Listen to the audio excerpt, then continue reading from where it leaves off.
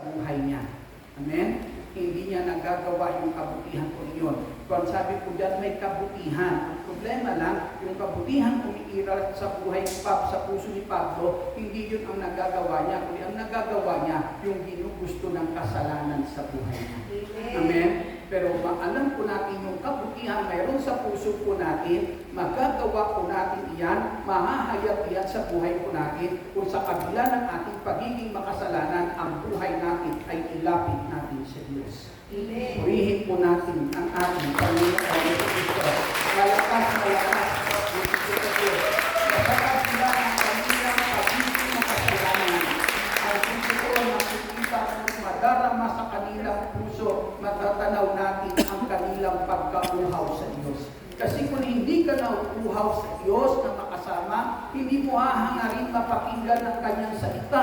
Hindi mo hahangarin na mapalapit ang buhay mo sa ating Panginoong Jesucristo. At makikita po natin sa buhay po natin, mga kapatid. Alam niyo po, sa daigdig na to, maraming isang tagay ang mga tao sa daigdig na to na minsan kinakaingitan natin. Masama mang maingit pero na minsan umiiral sa puso natin yan. Kanina si sister kumakain, ang sarap ng ulam niya, papsil. Sabi ko kay sister, masama man sister maingit pero naiingit ako sa ulam mo. Di ba? Kasi sa sarap niya ng kanya kain at sabi niya pa, kulang yung kanin, tatagtagan pa ako. Nangingit pa. Palapakan po natin ang ating Panginoon Jesucristo. Na minsan po, may mga bagay meron sa mundo ito, taglay ang tao, mga kapatid. Natatalaw natin na minsan hindi natin maiwasan na ingit po sa kanila. Pero alam niyo po, kung mayroon man po siguro tayong dapat kaingitan sa panahon po nito, mga kapatid, yung mga tao siguro makikita mo, nasa gitna na ng mabibigat na pagsubok, pero kung naglilingkod pa rin sa Diyos. Amen? Amen? Totoo po yan. Kung meron siguro tayong dapat makitang kaingitan sa panahon po natin ito, yung mga tao nakikita mo naririyan, mga kapatid, na kung saan po makikita natin, naghihirap na, di po ba? Naghihirap na, pero yung buhay po, mga kapatid, ay itinatalaga pa rin para paglingkuran ang ating Diyos. Nagagawa pa rin ang kalooban ng ating Panginoon Jesucristo.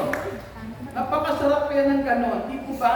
Na minsan, mga kapatid, sa ating Panginoong Jesus, nasasabi ko nga po, minsan di ba nasabi nga po sa inyo, yung sinabi ko na minsan yung kanilang pagkain ay ganito lang, ang kanilang pinagtsatsagaan. Tapos sa sinasabi ng tao, iyon napakarami ang ipagpasalamat sa Diyos. Hindi ko nga naranasan yung ganung uri ng buhay na kanilang naranasan, pero yung salita minsan na napakaraming dapat ipagpasalamat sa Diyos, hindi ko nabanggit yun. Di po ba? Totoo po yun, na yung salita niya na yun ay nagpapaalala na Brother Edgar, masigit kang pinagpala, pero makikita mo sa gitna ng kanilang kalalagayan kung paano nila mas kinikilala ang Diyos.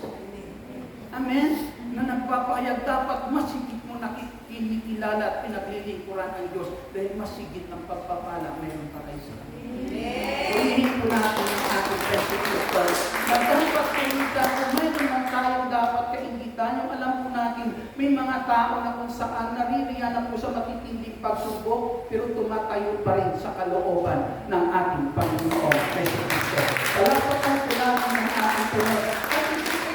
Tao na sa kabila po ng kanilang pagiging makasalanan, hinahangad nila mapakinggan ang salita ng Diyos, hinahangad po nila nung sandali na makalapit sa Diyos. Bakit, mga kapatid? Sapagkat nais nila nung sandali na yan, makatayo sila ayon sa kalooban ng ating Diyos na makapangyarihan sa lahat.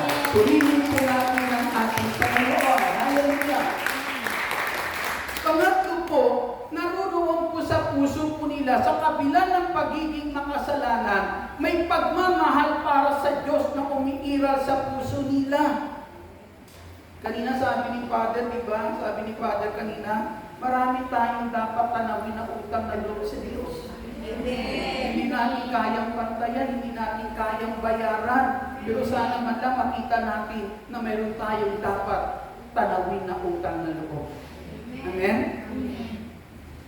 Naruroon sa kabila ng kanilang pagiging makasalanan na nagmimiting makarinig ng salita ng Diyos, na sa pamamagitan niyan inilalapit ang buhay nila sa ating Diyos, matatanaw mo sa puso ng mga tao na ito na sa kabila makasalanan, may pag-ibig na umiiral sa puso nila para sa Diyos. Amen? Ang sabi po dyan sa Ebanghelyo ni San Juan, Kabanata po 14, talata 15, ang sabi po ay ang ganito, kung tutuparin ninyo ang aking mga utos, tunay nga iniibig niyo ako. Amen? Kung iniibig ninyo ako, tutuparin ninyo ang aking mga utos. Amen? Amen. Yung pagpapakita nila na pagkauhaw na makasama ang Diyos, pagkauhaw na mapakinggan ang salita ko ng Diyos, mga kapatid, yun po'y nagpapatunay na ang Diyos ay mahal nila. Amen. Yun ang nagpapatunay na nung sandali po na yun, sa kabila ng kanilang pagiging makasalanan, nais nilang sumunod pa rin sa kalooban ng Diyos. Palakpakan natin natin ito. Lahat tayo may pagkukulang. Lahat tayo may pagkakamali, mga kapatid, sa ating Panginoong Jesucristo. Pero hindi po dapat na kung saan nangangahulugan na tayo may pagkakamali ay hindi na tayo karapat-dapat sa harapan ng Diyos. Amen? Amen. Minsan sabi ng tao, ay hindi ako karapat-dapat pa dyan, Brad. Saka na lang ako pag hindi na ako gumagawa ng masama. Kailan? Diba? May mga tao, sa iyayain mong magsimba, isang sasabihin niya, ay hindi pa ako pwede dyan, baka masunog ako. Inaantay kung kailan sa pinakailangan magbago, saka po sa lalapit sa Diyos. Hindi ka pwede magbago na wala ang Diyos. Amen. Amen. Amen? Amen. Dahil walang pwede magpalaya sa atin sa kasalanan maliban sa Diyos. Amen. Na bilang makasalanan, dapat po kinikilala natin na higit natin siyang kailangan sa buhay po natin. Amen? Kapag nakikita mo bilang makasalanan, higit mong kailangan ang ating Panginoong Jesucristo, hindi ka lalayo sa Kanya. Amen. Ang sabi po dyan, ito yung mga taong nagmamahal sa Diyos. Sa kabila ng kanilang pagiging makasalanan, may hangarin silang sundin ang kalooban natin. Amen. Amen? Amen. Ano doon? Bukas ang puso para pakinggan ang salita ng Diyos. Amen. Gaano pa bukas ang puso niya sa salita ng Diyos? Bukas na bukas. Amen? Bukas na bukas. Di po ba? Amen. Paano nakikita ng puso natin bukas sa salita ng Diyos? Pag sinabi ng salita ng Diyos, mali yan. Yan nakapin mo pa ba yung mali? Hindi. Tawad. Pag sinabi ng Diyos, hindi tama yan, ipagpapatuloy mo ba? Hindi. Na dapat tinatalikuran na iyan pag sinabing mali. Hindi po ba? Kaya marami po sa ating minsan, mga kapatid, sa ating Panginoong Jesucristo, yan ang katwiran sa kanila. Amen? Sa kanilang kapag nagagawa ko na yung mga ganito, hindi mo magagawa ang mabuti kapag hindi ang panuntunan sa buhay mo ay ang salita ng Diyos. Amen.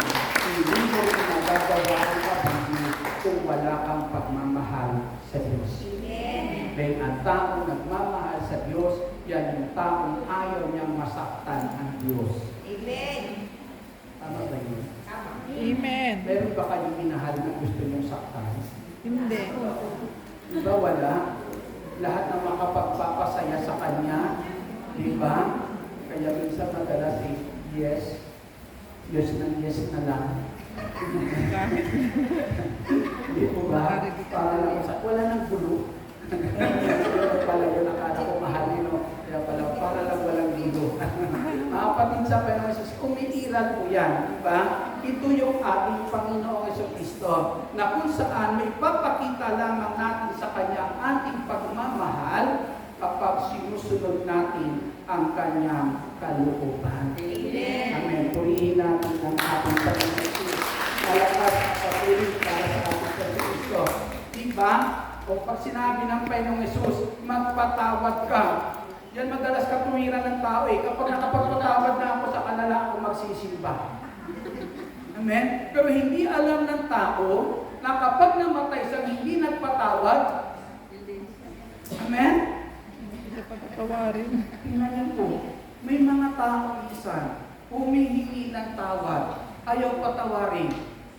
Minsan namamatay na lang, hindi mo napatawad. Kaya pag tinignan mo sa kakabao, sama na mukha. Kasi hindi mo pinatawad. Pero ibig ko po ipakita ko sa inyo, isipin nyo na lang, kapag ang tao humihingi ng tawad, hindi mo pinatawad, namatay na lang na hindi mo pinatawad. Paano pag ikaw ang humingi ng tawad sa Diyos? Na ang sabi ng Diyos, patatawarin ka lang niya kapag ikaw ay nagpatawad. Amen. Pinatawad na tayo ni Kristo sa ating kasalanan. Amen? Sa pamamagitan ng kanyang banal na dugo, pinatawad tayo ng Kristo. Pero nagkakamali pa rin tayo.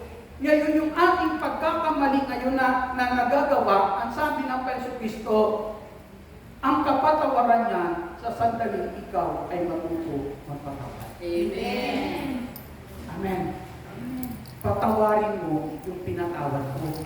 Mahalin mo ang mga minahal mo. Kapag hindi mo pinatawad at minahal yung pinatawad at minahal ng ating Kristo, pag tayo harap sa Kanya, isa rin ang sasabihin ng Panginoon Jesus. Siguro nakita ninyo iyan. Doon sa tao na nagkaroon ng 10 milyon na utang, pinatawad ng hari.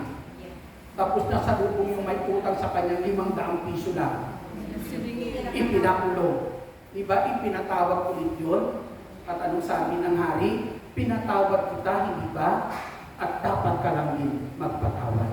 Purihin po natin ang ating Panginoon na patuloy ko ang nagiging panuntunan ng taong itong makasalanan na naghahangad, mga kapatid, sa paghahari at pagsasama ng Diyos, tao na kung saan sa puso niya hindi nawawala ang pagmamahal para sa Diyos at ipinapakita sa pamamagitan ng kanyang pagsunod sa kalooban ng Diyos. Purihin po natin ang ating Panginoon. Hallelujah! Doon sa mga taong ibig makapakinig ng salita po ng Diyos, makikita natin sa kanila na sa kabila ng kanilang pagiging makasalanan, naruroon sa puso nila ang pagkatakot na mapahiwalay sa Diyos. Amen? Amen. Naroon sa puso po nila ang pagkatakot po na sila po ay mapahiwalay sa ating Diyos. Amen? At ito yung isang nakakatakot na kalalagayan. Ang tao ay mabuhay sa daigdig na hiwalay sa Diyos. Amen? Ang sabi ni Haring David kung siya'y magkasala, si Haring David ay nanalangin at ang sabi ni Haring David sa aklat po ng awit, kabanata po 51 talata ay 10, isang pusong tapat sa aking likhain, bayaan mo o Diyos, bigyan mo o Diyos ng bagong damdamin. Ito po yung sabi ni Haring Saul. Ang sabi niya, sa iyong harapan o